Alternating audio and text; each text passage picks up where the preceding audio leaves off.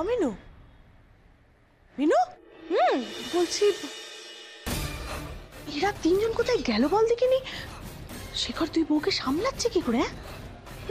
শেখরদা সামলাবে? দুই বউ মিলে তো এখন শেখরদাকে সামলাচ্ছে। দেখো না দুজনে মিলে আমার গেও ভূত করে হেদিয়ে মারে। দেখো গে যাও, রাস্তা এতক্ষণে চুলোচুলি বাঁধিয়ে দিয়েছে।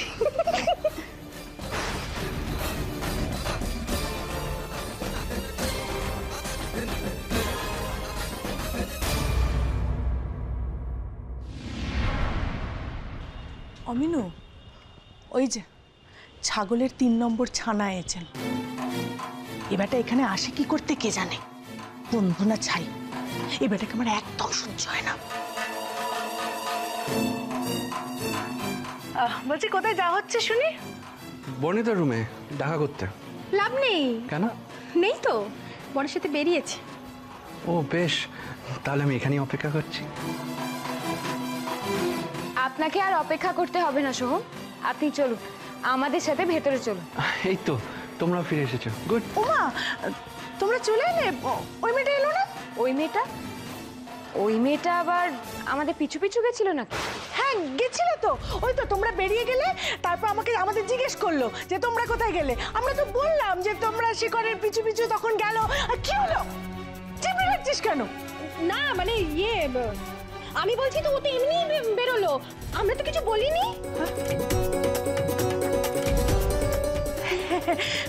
হ্যাঁ আমরা তো কিছু বলিনি, ওই আমরা এখানে ছিলাম, ও জিজ্ঞেস করলো তোমরা কোথায় গেলে, তাই ওই দেখো রান্নাঘরে না ওই দুধ চাপিয়ে এসেছিলাম। এ বাবা উঠলে গেল, আরে যাই।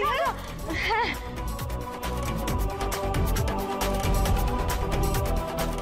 আচ্ছা, আন্না কাকি ওই মেয়েটার খোঁজ করছিল কেন? তার মানে মেয়েটা এখনো বাড়ি ফেরেনি, তাহলে ও গেল কোথায়? হ্যাঁ সেসব তো ঠিক আছে, কিন্তু সবার আগে বলো তোমরা গিয়েছিলে কোথায়? আর ওই মেয়েটাই বা তোমাদের ফলো করছিল কেন? কি ব্যাপার বলো তো? হ্যাঁ সেসব অনেক কথা সোহম, আপনি ভেতরে চলুন, সব বলছি। চলো চলো চলো চলো। ও মাই গড, তুই হাত কেটে ফেললি? তোমাকে বললাম না মালিনীদি, মৌ টাকার জন্য সব কিছু করতে পারে, আর ওই অ্যামাউন্টটা তো কিছু কম না, ওটার জন্য তো একটু ডেসপারেট হতেই হবে। তাও মৌ, তাও এত বড় রিস্ক নেওয়া তোর উচিত হয়নি, যদি কিছু হয়ে যেত। আরে না না, কিছু হতো না, আমি বুঝেই কেটেছিলাম যাতে না মরে যাই। আর তখনই তো আমার অ্যাক্টিংটা কামাল দেখিয়ে দিল। মানে? তখন গেওভূত বনিকে নিয়ে চলেই যাচ্ছিল, আর ওরা চলে গেলে তো আমার টাকাটাও চলে যেত। আর তখনই তো, ঠিক আছে তুই বিশ্বাস করছে না তো,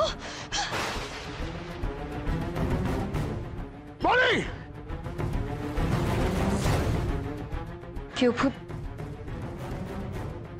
তুমি যাও ওর সাথে। চল মা, চল চল বনি, চল। হ্যাঁ পড়ে রইলো শুধু ওই গেওভূতটা, তাই তো? হ্যাঁ তবে শর্ত দিল আমায়, নিজেকে বনি বলে প্রমাণ করতে হবে। তারপর তুই কি করলি? কি আর করব, প্রমাণ দিতে লাগলাম একটার পর একটা। ওরাও চেষ্টা করে গেল আমাকে ফাঁদে ফেলার। আমাকে মিথ্যে প্রমাণ করার জন্য ওর একটা ছোটবেলার পিয়ানো টিচারকে ডেকে আনলো। মাদার,